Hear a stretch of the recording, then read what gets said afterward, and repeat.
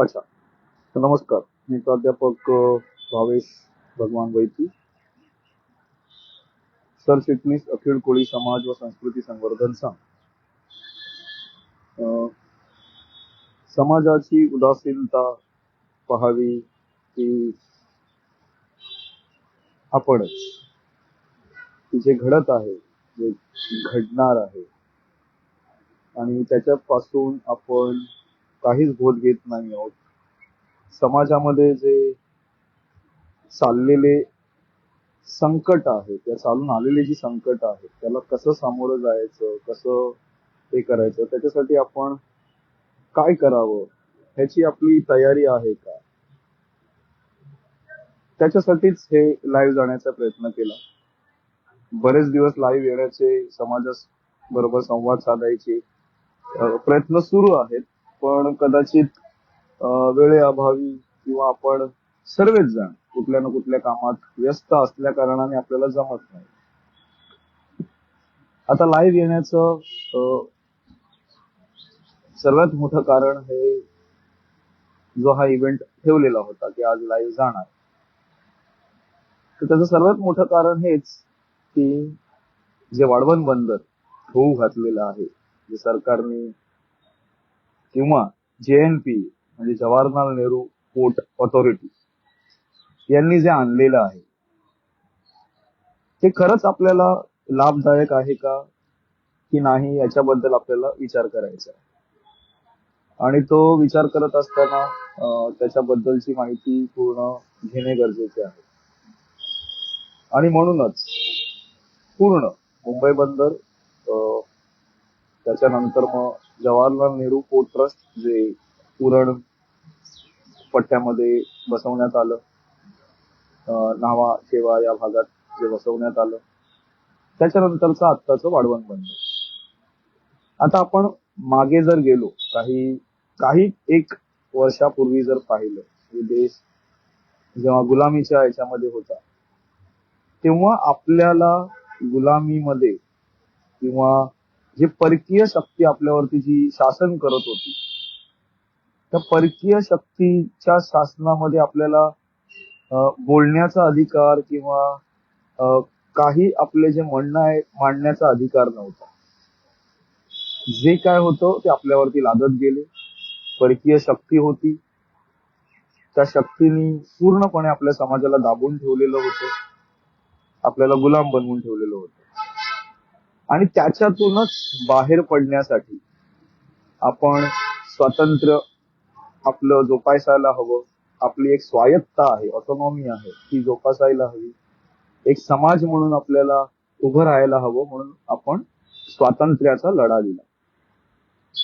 आता त्या काळात असं झालं की जे बाहेरचे व्यापारी होते, या इतिहास याच्यासाठी सांगायचा की कुठून याची सुरुवात झाली.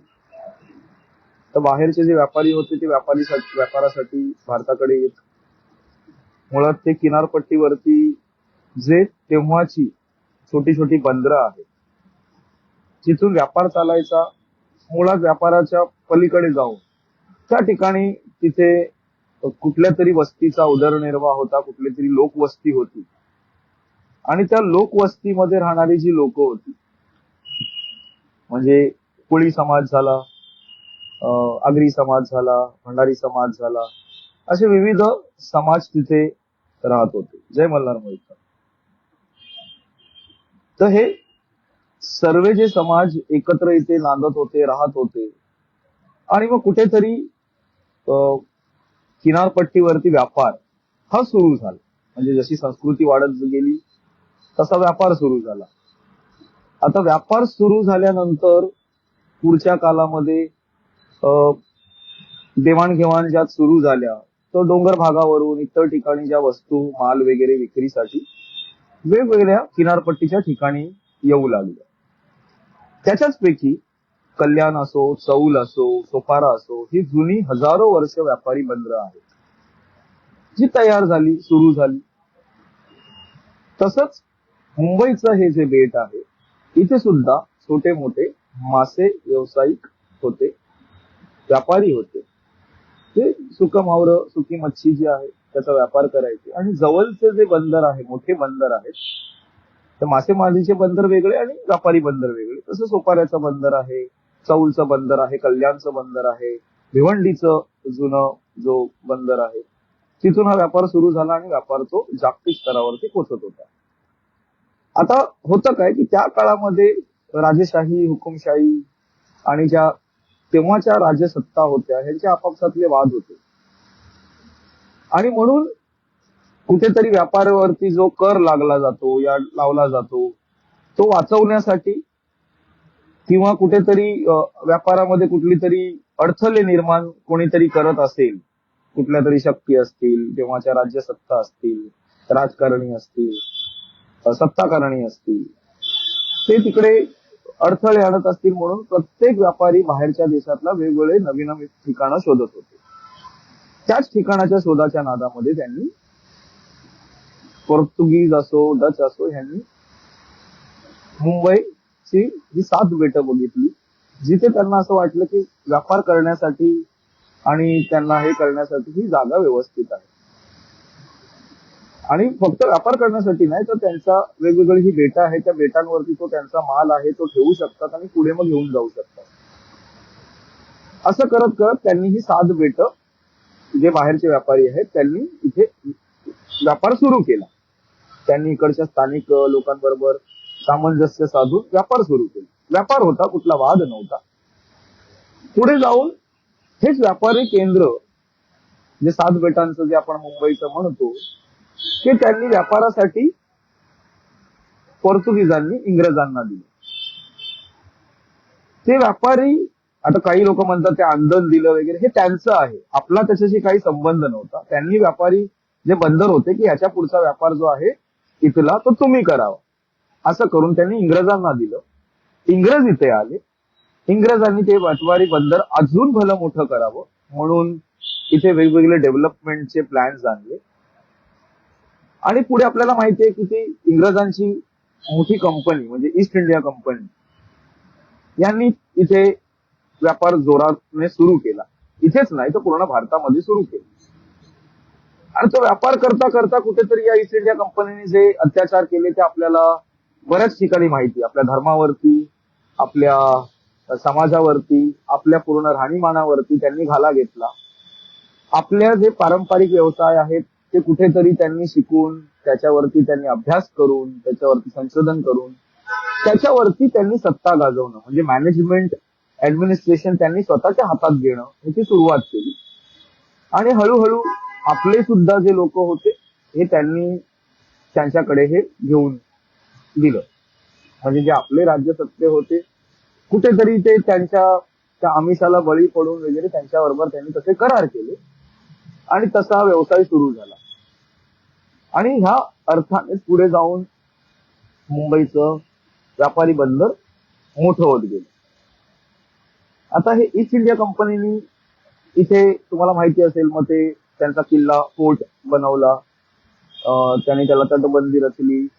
आपल्याला सँडस रोडला आपण गेलो तिकडे डोंगरीचा कोळीवाडा म्हणत, डोंगरी गाव असो, मांडवी गाव असो, हे चांगलं हार्बर होतं, म्हणजे बोटी डॉकिंग करायसाठी आणि लावण्यासाठी चांगलं होतं.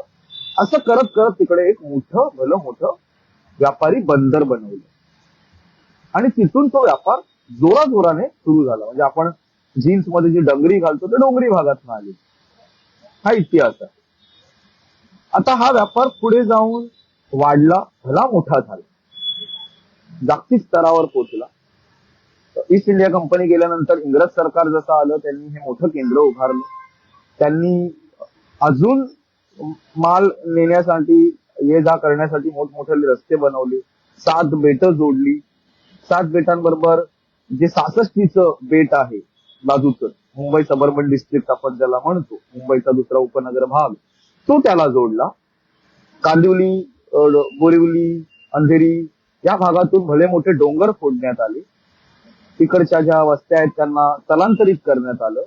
तिकडच्या स्थानिक लोकांच्या मदतीने त्यांना व्यवसाय देतो, हे साधतो देतो, त्याचं आमिष दाखवून वगैरे म्हणा, काही म्हणा, पण तिथून ते डोंगर फोडून मुंबईची 7 बेटं जोडली, ती वाढवली. हे बंदर मोठं झालं, इथे व्यवसाय मोठा झाला. पुढे जाऊन ह्यांचा फक्त व्यापारी उद्देश नाहीये, तर कायमस्वरूपी इथे आपल्या डोक्यावर बसायचं आहे, आपल्या लोकांना कळायला लागलं. आणि मग आपल्याला माहितीये की पुढचा की ते आपल्या डोक्यावरती बसून आपल्याला अक्षरशः जसं जागतिक स्तरावरती जिथे जिथे इंग्रज गेले, या फिरंगी सरकार जिथे जिथे गेले, ते आफ्रिका असो अमेरिका असो, तिथे तिथे त्यांनी अत्याचार सुरू केले. आणि बरेच वर्ष ते बसल्यामुळे त्यांनी त्यांची इथे सत्ता गाजवायला सुरू केली. त्यांचं संपूर्ण सिस्टम त्यांनी उभारलं आणि कुठेतरी आपल्याला गुलामगिरीकडे टाकलं. आता हे झालं मुंबईचं भलं मोठं बंदर जे त्यांनी उभारलं. आणि त्या बंदरामुळे, व्यापारी केंद्रामुळे मुंबईला जी रूपरेषा आली ती पुढचं हे. आणि काही लोकांचं म्हणणं असं आहे की याच्यासाठी बाहेरून लोक आली. पहिला याची सुरुवात जी झाली ती मुंबईच्या मूळ रहिवाशांकडून, म्हणजे मुंबईचे जे इथले आद्य नागरिक होते त्यांच्याच मदतीने हा त्यांनी व्यापार सुरू केला आणि नंतर त्यांच्याच डोक्यावर बसली. तर म्हणून या मुंबईच्या भूमिपुत्रांनी सुद्धा हा विचार केला की आपलीच इथे सत्ता, आपलं इथे होते, आपल्या बागा होत्या, आपल्या डोंगर रांगा होत्या, आपली रूढी परंपरा होत्या, याच्यावर घाला घालून यांनी हे केलेलं आहे, यांना इथून जावं आणि पुढे आपली सत्ता यावी. पण पुढे असं झालं की कालांतराने हे गेट मोठं, बंदर मोठं झालेलं असल्या कारणाने आणि नंतर स्वातंत्र्याच्या लढाच्या त्या काळामध्ये बरेच लोक इकडे व्यापारी म्हणून वसले, बरेच लोक इकडे व्यावसायिक म्हणून आले. त्या व्यवसायाबरोबर बाहेरची लोक इथे वसायला लागली. आता ती बाहेरची लोक येऊन बसली तर देश स्वातंत्र्य झाल्यानंतर इथले स्थानिक लोकांच्या हातात सत्ता यायला हवी होती.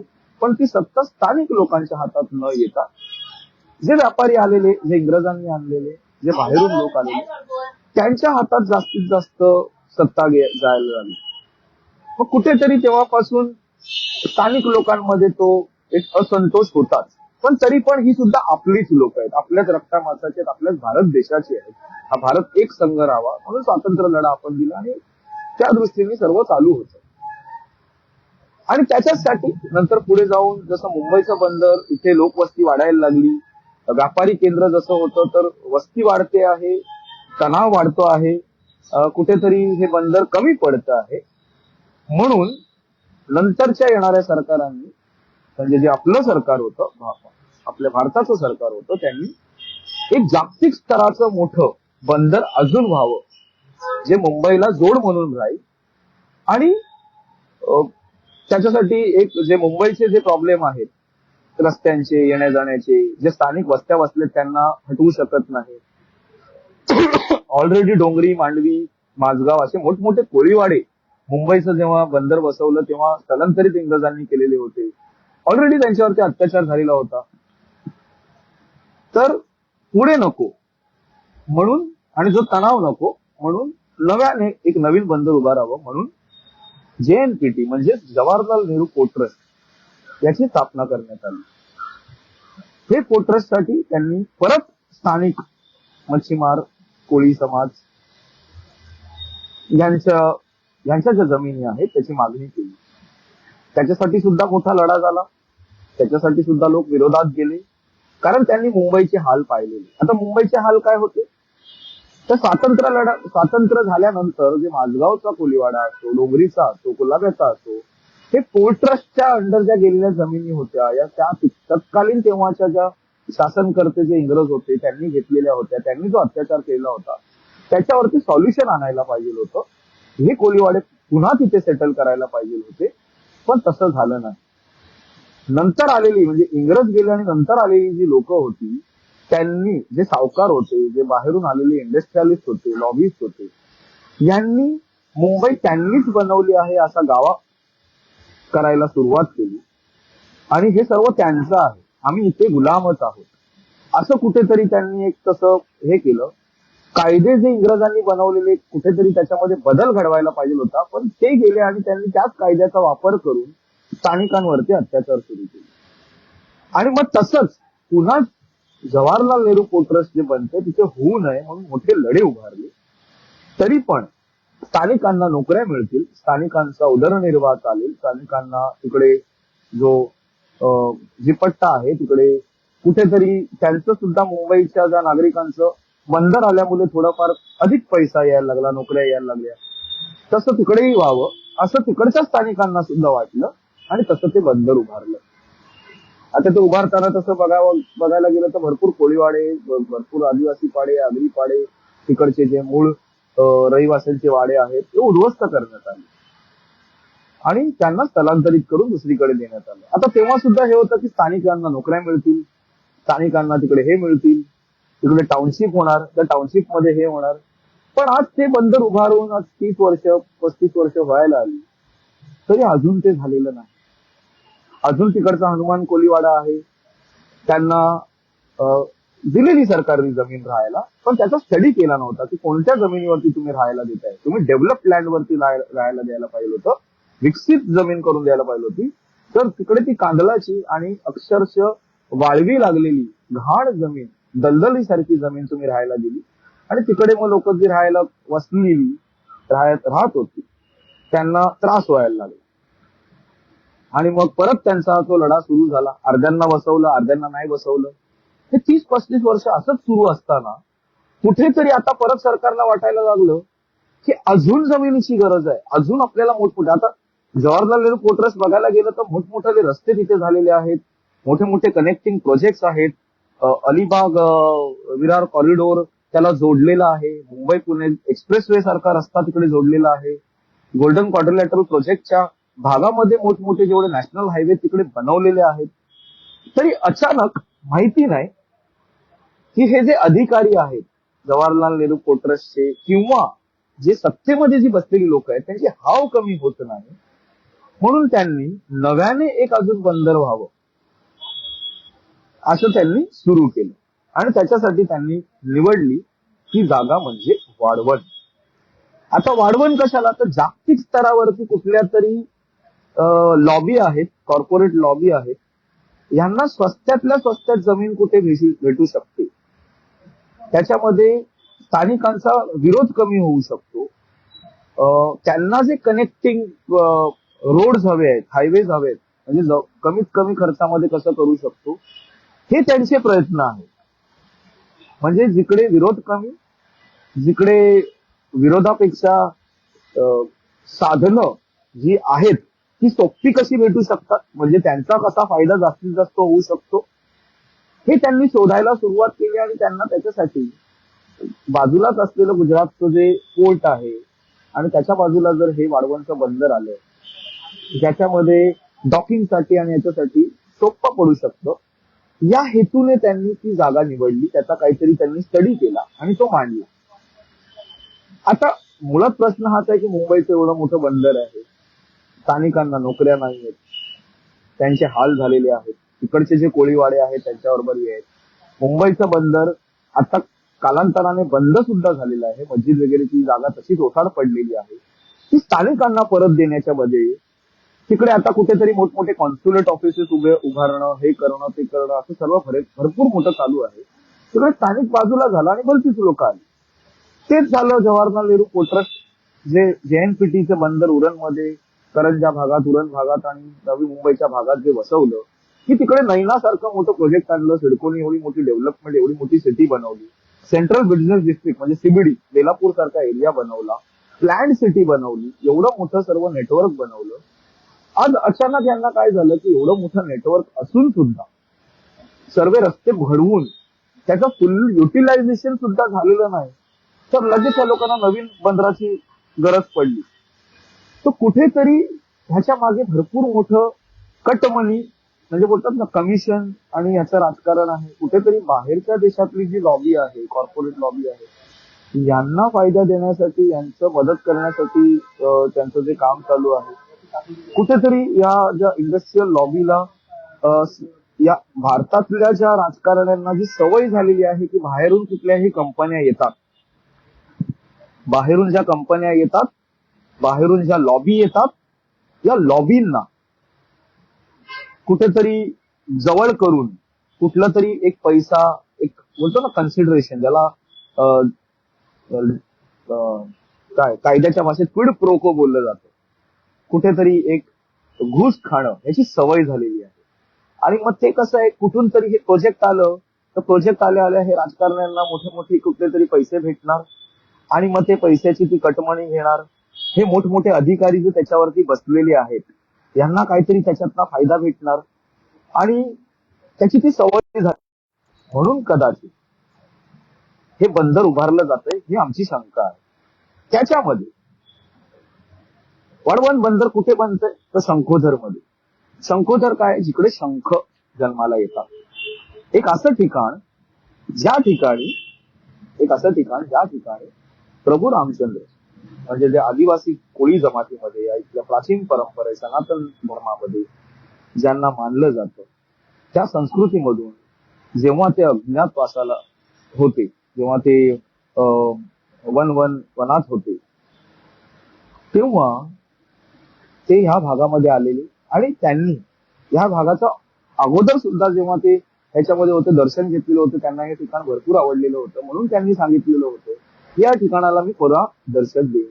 या ठिकाणावरती कुठेतरी मला असं एक शक्ती वाटते, कुठेतरी एक त्यांनी जी नैसर्गिक संपदा बघितलेली होती ती त्यांना आवडलेली होती. म्हणून ते जेव्हा राजे झाले, त्या राजे झाल्यानंतर जेव्हा त्यांना त्यांच्या पिताचं दशरथांचं जेव्हा समजलं, त्या दशरथांची जे अंतिम क्रिया होती ती क्रिया करण्यासाठी ते या भागात आलेले होते असं समज.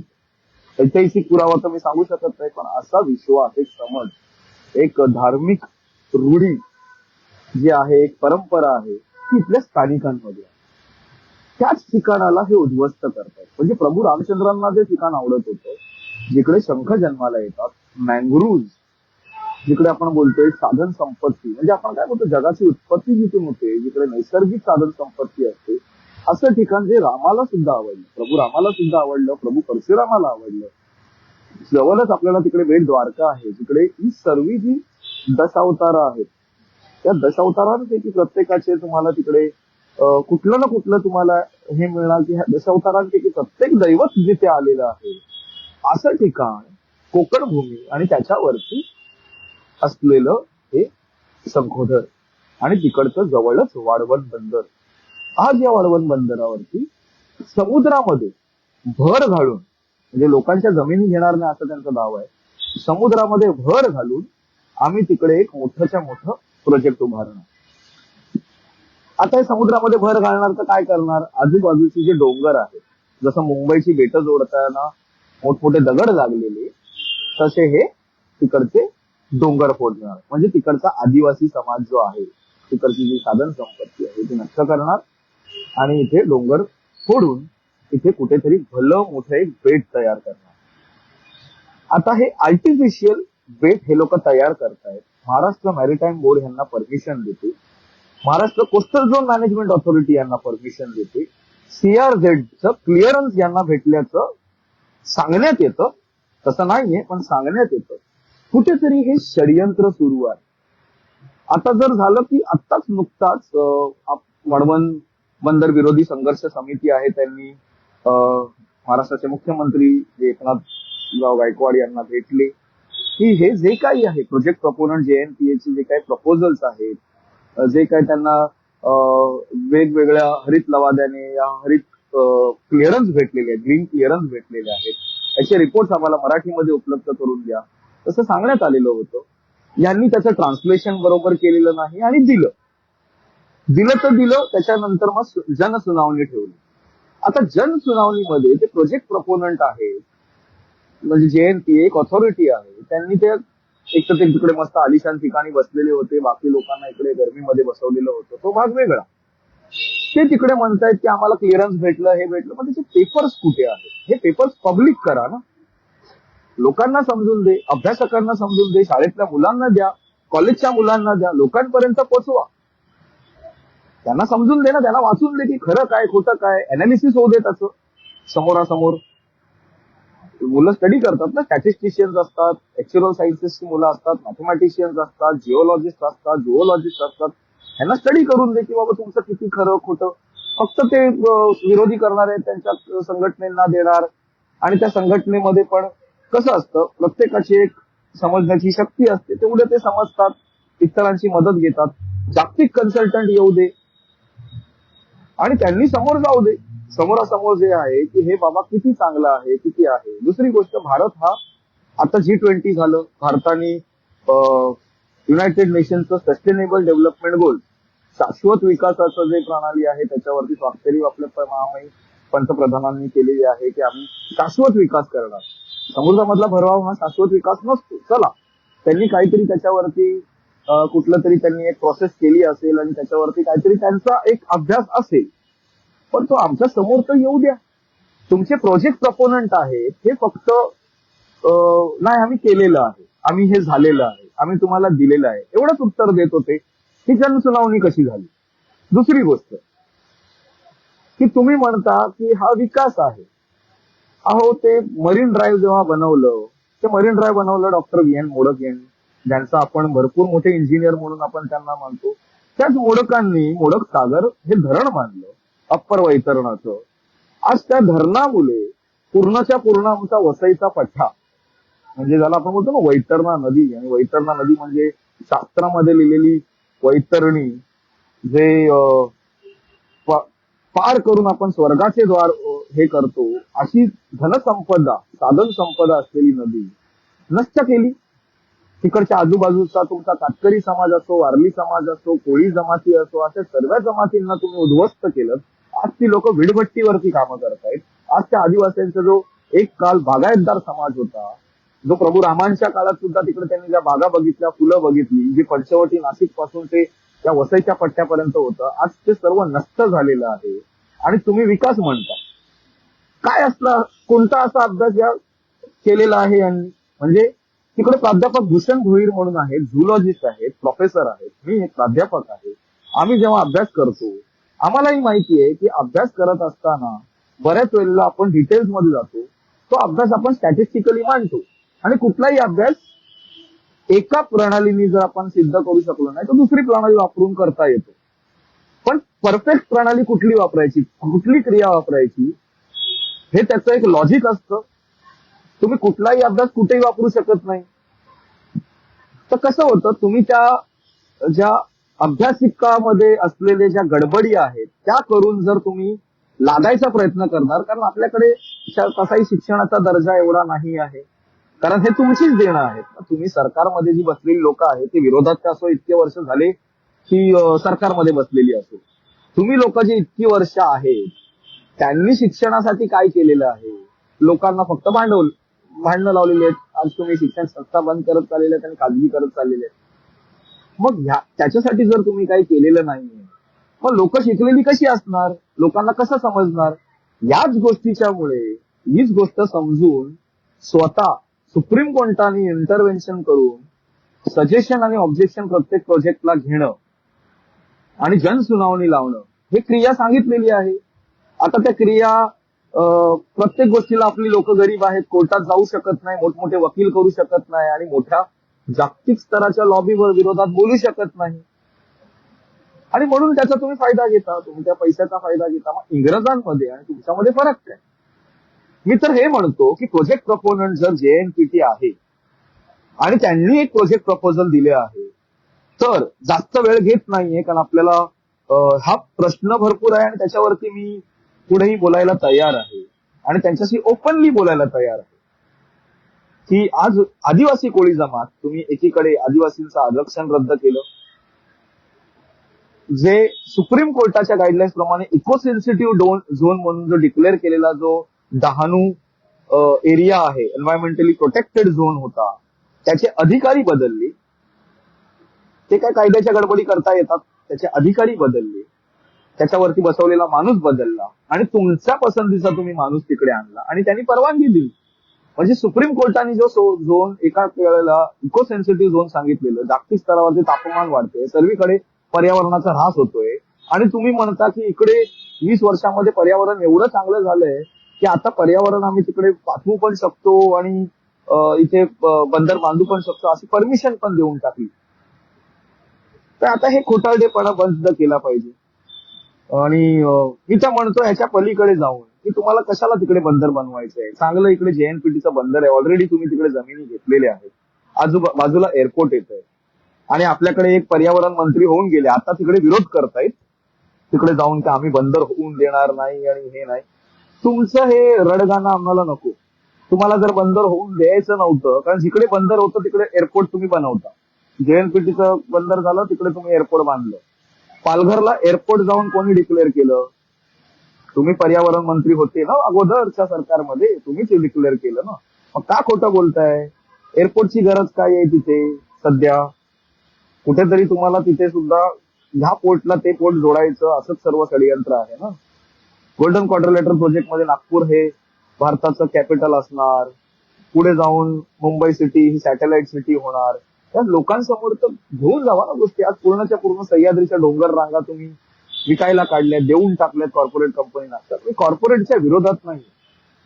चांगल्या कंपन्या आहेत, चांगली कामं करणारी, नोकरी भेटायला पाहिजे लोकांना, व्यवसाय उदरनिर्वाह झाला पाहिजे, असे चांगले प्रोजेक्ट असले पाहिजे. तुम्ही म्हणता 60-70 हजार लोकांना नोकऱ्या मिळतील. अहो तिकडे एवढी मोठी साधन संपत्ती आहे, टुरिझम डेव्हलप केलं, तिकडे जर ट्रायबल्सला प्रॉपरली आपण जर मॅनेज केलं आणि तिकडच्या जर मच्छीमारांचं ऐकलं तर तिकडे ग्लोबल फिशिंग कॉरिडॉर होऊ शकतो. आणि जर तिकडे ग्लोबल फिशिंग कॉरिडॉर जर डेव्हलप केला तर तुमच्या 60-70 हजार लोकांच्या नोकरीची गरजच नाहीये. तिकडे जे उत्पन्न होणारी प्रजाती आहे त्याच्यावरती जर प्रोजेक्ट तुम्ही जर व्यवस्थित मॅनेज केलं, तिकडच्या नैसर्गिक संपदेला कुठलाही टच न करता, घाला न घालता, जे तुम्ही परमनंट डॅमेज करणार आहात, तिकडे जे बेड बनवणार आहात, त्या परमनंट डॅमेजच्या बदली तिकडे जे कोरल्स आहेत, तिकडे जे रॉक बेल्ट आहे त्याच्यावरती तुम्हाला ते बनवायचे, तर रॉक बेल्ट वरती तुम्ही केजिंग कल्चर बनवा. ब्लू इकॉनॉमी मध्ये जे तुम्हाला वेगवेगळे स्पीशीज समुद्रामध्ये जे डेव्हलप करण्याचे जे कल्चर डेव्हलप करायचे, तसे कल्चर डेव्हलप करा, ज्याच्याने जो 90% इम्पॅक्ट होणार आहे ह्याच्यावरती तो 10%च होईल. केजिंग मुले म्हणतोय, त्याच्या आतमधले जे समुद्रामधले जे इंटरनल प्रोजेक्ट आहेत ते करा. लोकल लोकांना जॉब सुद्धा भेटतील, आदिवासींना टुरिझमचं हे सुद्धा होऊन जाईल, प्लस त्यांची संपदा सुद्धा शाश्वत राहील. तिकडे एवढी चांगली वनस्पती आहे, त्याचा औषधांवरती याच्यावरती हे होतो. म्हणजे मुंबई अहमदाबाद केमिकल कॉरिडॉर हा त्याच्यासाठीच आहे ना, की तिकडे आजूबाजूला चांगली साधन संपत्ती आहे, रिसर्च एजन्सीज आहे, तुम्ही तिकडे चांगलं टेक्नॉलॉजिकली हे करू शकता. मग त्याला जोड म्हणून हे करा ना, ग्लोबल फिशिंग कॉरिडॉर बनवा. तिकडे ग्लोबल फिशिंग कॉरिडॉर बनवता बनवता तिकडे एक चांगलं आयुर्वेदिक सेंटर्स बनवा. तिकडची जी आदिवासींचा जो अभ्यास जो जगापर्यंत पोचलेला नाहीये तो पोचवा. डाई मेकर्स आहेत तिकडे, जे पारंपरिक व्यावसायिक आहेत, त्यांचे प्रोजेक्ट आणा. हे प्रोजेक्ट तुम्हाला का आणायचं? ऑलरेडी मुंबईचं बंदर आहे, जे हायवे जाऊ शकत नाही, म्हणजे हायवे तिकडे तुम्हाला डेव्हलप करण्यासाठी आज झाला ना. तिकडे शिवडी नावाशेवाचा एवढा मोठा कनेक्टिंग रोड झालेला आहे. मल्टी कॉरिडॉर रोड अजून बनवा. JNPTला तिकडे अजूनही स्थानिकांना तुम्ही नोकऱ्या दिलेल्या नाहीये, त्याचे प्रश्न अजून मिटलेले नाहीये, तर अजून प्रश्न का निर्माण करायचे तुम्हाला? तर हे कुठेतरी तुमचा कट मनीचा बिझनेस बंद करा. आणि लोकांना सुद्धा आव्हान आहे, जे आता हे असलेले कुठलेही पक्ष असून दे, एकूण टाकायचं. आता यांना गरज आलेली आहे कुठेतरी नव्याने. आपली लोक ही भरपूर झाली, भांडवलशाही लोक, आणि ह्यांच्याबरोबर बसणारे ते मोठमोठे कॉर्पोरेट लॉबी. तिथं सिंपल सांगतो की तिकडच्या ज्या स्थानिक मच्छीमार संस्था आहेत, तिकडच्या ज्या स्थानिक आदिवासी संस्था आहेत, यांनी ग्लोबल फिशिंग कॉरिडॉरसाठी या तिकडच्या, आणि प्रोजेक्ट प्रपोनंट तुम्ही व्हा. टुरिझम प्रपोनंट एक टुरिझम प्रोजेक्ट टाका. हॉटेल इंडस्ट्री तिकडे चांगली डेव्हलप करा. फूड आणि क्युझिन वरती जास्त तिकडे भर दिला पाहिजे. एक चांगली इको टुरिझम झोन तिकडे डेव्हलप करा. जो भूतानमध्ये आपल्याला बाहेरच्या देशात जायची गरज नाही, तिकडे लक्षद्वीपला पाठवतात आपले पंतप्रधान, आणि त्याच्यावर जास्त चांगले कोरल्स आणि हे तर आपल्या महाराष्ट्रात आहेत. मँग्रोव्ह टुरिझम करा, बर्ड कल्चर डेव्हलप करा. स्पीशीज, जे वेगवेगळे स्पीशीज आहेत माशाचे, जे हे आहेत, म्हणजे फिशरी इन्स्टिट्यूट तुम्ही ते नागपूरला ठेवलेले, काय म्हणजे माहिती ना, डोंबलाचं आहे ना, समुद्र कुठे आणि ते तिकडे. आपल्याकडे जे CMFR आहे त्यांच्यावरती ते बसलेले सायंटिस्ट आहेत, काय करत असतात माहिती नाही, पण काहीतरी करत असतात. ते प्रोजेक्ट लोकांपर्यंत आणा. आणि ज्या तिकडच्या स्थानिक कॉलेजेस आहेत तिकडे युनिव्हर्सिटी उभारा, आणि युनिव्हर्सिटी उभारून तिकडे, म्हणजे टेक्निकली कुठलेही पोर्ट यायच्या अगोदर 15-20 वर्षा अगोदर तुम्हाला तिकडे स्थानिकांना कॅपॅसिटी डेव्हलपमेंट प्रोग्राम आणि स्किल एनहान्समेंट प्रोग्राम वगैरे करायला लागतात, जे झालेले नाहीयेत. आणणार आहेत कुठून तुम्ही माणसं? बाहेरूनच ना कामाला. काय करायचंय? त्याच्यापेक्षा तिकडच्या युनिव्हर्सिटी डेव्हलप करा 5-10 वर्षामध्ये तिकडे. आणि ऑलरेडी फिशिंग कम्युनिटी तिकडे, त्यांचा जो पारंपरिक नॉलेज आहे त्याला कुठेतरी जोडून तुम्हाला सोपं होऊन जाईल फिशिंग कॉरिडॉर डेव्हलप करायला. ग्लोबल फिशिंग कॉरिडॉर आणा, ग्लोबल टुरिझम कॉरिडॉर आणा, ग्लोबल जागतिक स्तरावरच्या गोष्टी जर करायच्या आहेत तर या आहे. फिशिंग कॉरिडॉर मध्ये मी तर सांगतो तिकडे 10-20 हजार जर तशाची बोटी आपल्या पारंपरिक मच्छीमारांच्या जरी डेव्हलप केल्या, प्रत्येकावरती जरी 10 लोकांनी कामं केली तरी 1 लाख लोकांना रोजगार मिळतो. तिथे 60-70 हजार कुठे आणि 1 लाखाचा फक्त मासेमारांनी रोजगार कुठे. आणि ते JNPTAचे जे ऑथॉरिटीज वगैरे आहेत, त्या जेवढ्या संघटना आहेत, त्या इन्स्टिट्यूशन्स आहेत, जे बनवलेले आहेत सरकारने, किती स्थानिक लोक आहेत तिथे, किती भूमिपुत्रांचे लोक आहेत तिकडे पार्टिसिपेटरी. तुम्ही पार्टिसिपेटरी पब्लिक पार्टिसिपेटरी बोलता, पब्लिक प्रायव्हेट पार्टनरशिप बोलता. स्थानिक आमदारांचं तिकडे जे निवडून दिलेले आहेत आम्ही, त्यांचं तुम्ही ऐकत नाहीयेत. त्यांचा विरोध आहे या प्रोजेक्टला. स्थानिक लोकांचा तिकडे मेजॉरिटी विरोध आहे. जे काही तुम्हाला सपोर्ट करणारे आहेत हे सर्व कॉन्ट्रॅक्टर लॉबीवाले आहेत. ते काय ते त्यांच्या पोराबालांचं बघतील आणि हे बाहेरगावी निघून जातील. कारण मुंबईमध्ये तेच झालं. त्यांनी मुंबईमध्ये हे सर्व प्रोजेक्ट वगैरे आणायचा प्रयत्न केला. आमच्या समाजापैकी पण काही लोक होते, त्यांनी खाली आणि ते बाहेर आहेत. त्यांना समाजाचं काही लेणं देणं नाही. बघा, हे कोणाचे नसतात.